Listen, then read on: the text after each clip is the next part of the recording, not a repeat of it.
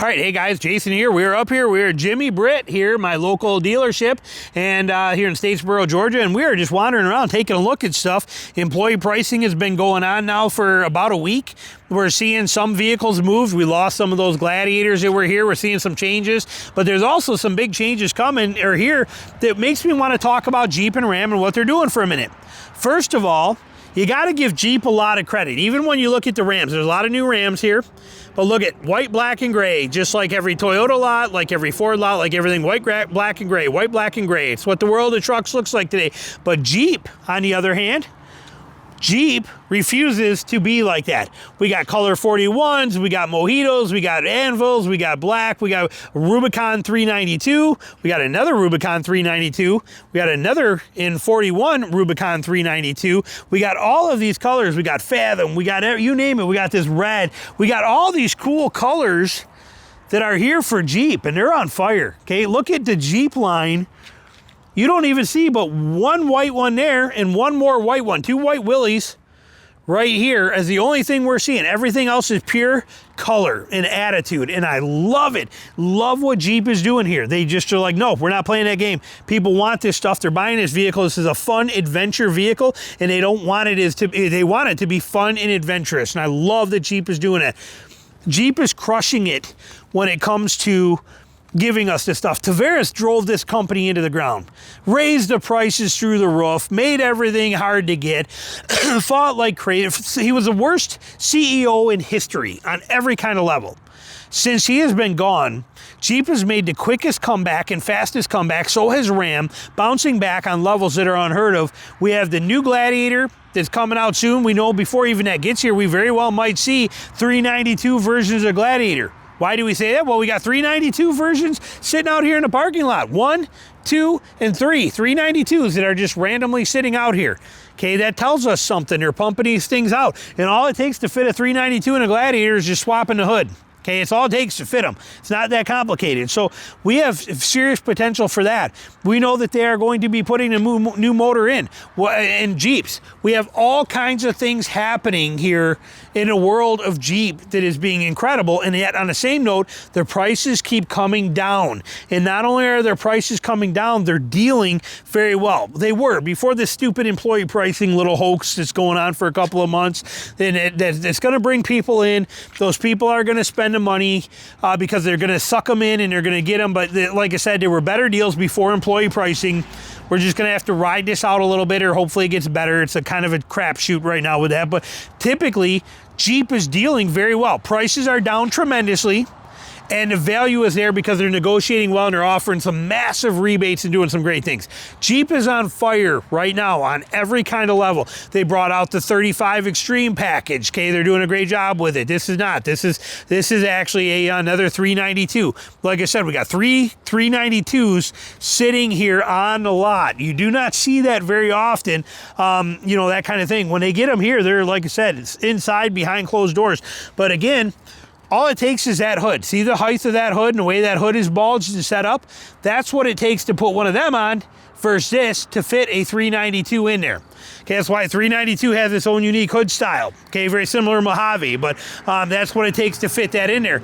They can do that on anything they want to, and we know that they're gonna, and there's gonna be some potential coming for this. So Jeep is on fire. They're doing a great job. They're bringing out a lot of cool trims. They brought out, we got the Nighthawk out. It's been out for a little bit, but now we got the new Backcountry. Backcountry based on a Sahara. This is a 4xe Sahara, but it is basically like a Nighthawk version of a Gladiator. It's got the 20-inch wheels. Sorry about the flag flipping. We'll go around on the other side so you can see it better. That's that flag blowing in the light. But you can see this thing. Like I said, gorgeous. Very nice looking Jeep right here. Expensive because it's 4xe. 4xe is priced stupid.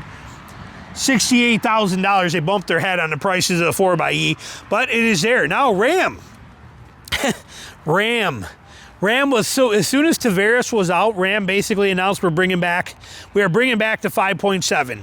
So we have the SST, which is my favorite motor that Ram makes. No offense to them. I'm sorry, and I know everybody wants their Hemi V8, but you're not going to convince me for any purpose that a Hemi V8 is better. Hemi's had lots of issues and troubles on their own too. They were not 100% perfect, not even close to 100% perfect, and they had a lot of trouble with a lot of things. And honestly speaking, I think I'd rather have the SST.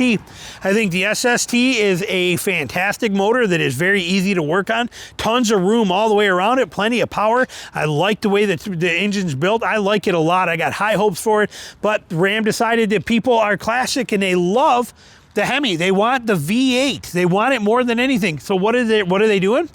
They're throwing it back in. And they're doing it quick. 2026 model year will have the 5.7 back in these vehicles.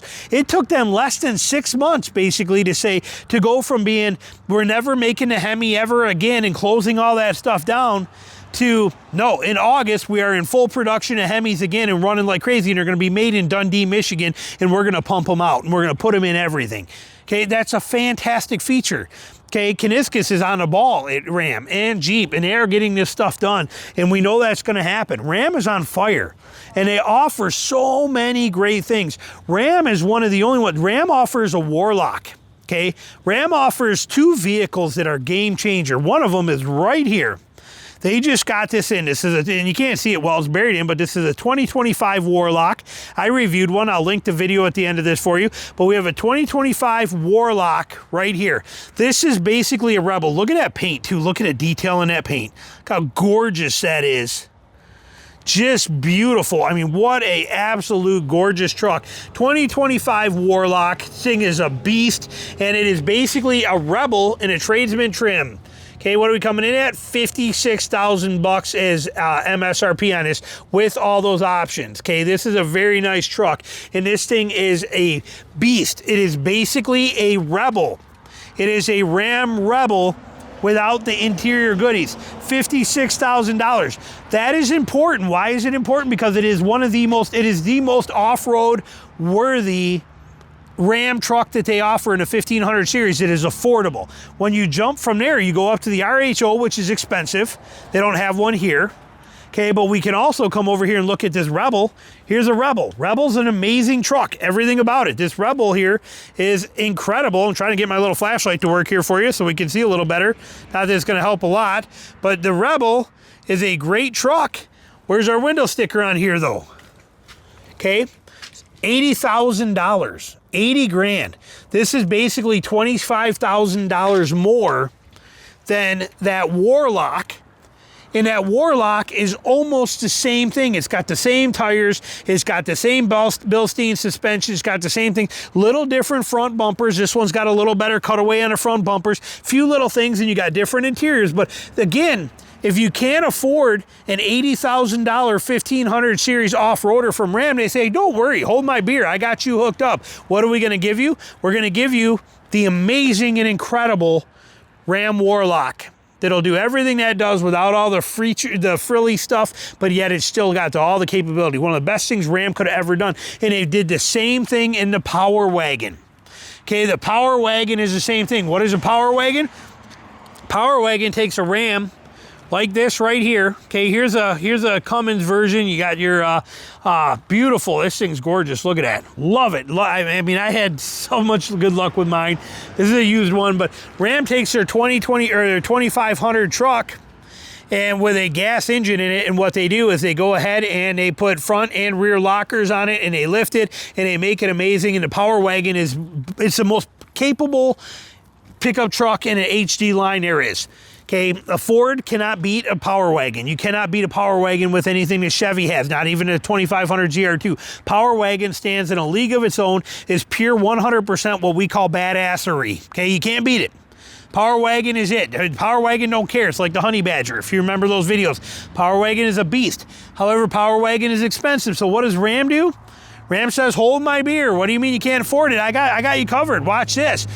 boom, here's a Ram 2500 Tradesman Edition, and we're gonna give you the Power Wagon package, which is everything mechanical about the Power Wagon without the interior features, and we're gonna give it to you for like $60,000 instead of $80,000.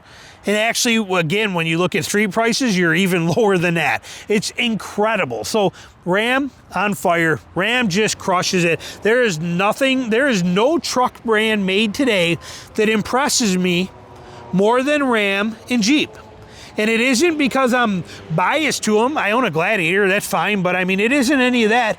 It is these facts that I'm telling you. Ram just does it well, and they do everything well, and they have very few problems compared to what many other truck brands do. They just work, and they work amazing. Look at that thing. My favorite full-size truck made today, if I was buying, right here, hands down, the Ram Warlock. It just doesn't get better than this for your money. Dollar for dollar for functional capability, it does not get better than that.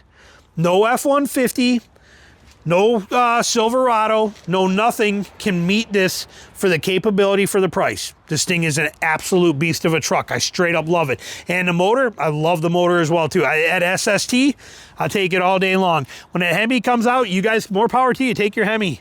Take it, enjoy it, have fun with it. I don't have a problem with that. I'm never knocking the Hemi. I prefer the SST.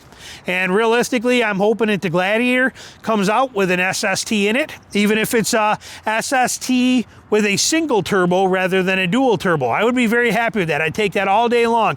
Looks like we're gonna get the Hemi with the Gladiator. Hopefully the price does not work like the stupid 392 does, because if you take it here and you look at a Rubicon, here's a standard Rubicon right here.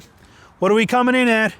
Okay, $61,000 right there for this Rubicon, 61 grand for a regular Rubicon, and then to jump that thing up to a 392, which is also getting you the 35s on there. Okay, you're getting a 35-inch tire package with the new gearing, and you're getting a 392 feature, and you get a winch on it, but it costs you 50 grand more for this. $50,000 more to go to that. 50 grand for that motor. It's basically the motor what you're paying for. So even if you were to take a couple grand for tires and the stuff there and the bumper and the winch, call it 10 grand difference, you're still paying $40,000 for that motor. I'm not paying 40 grand over a Rubicon Gladiator to go to a Rubicon Gladiator 392 for 40 grand more. No way, you bumped your head, I won't do it.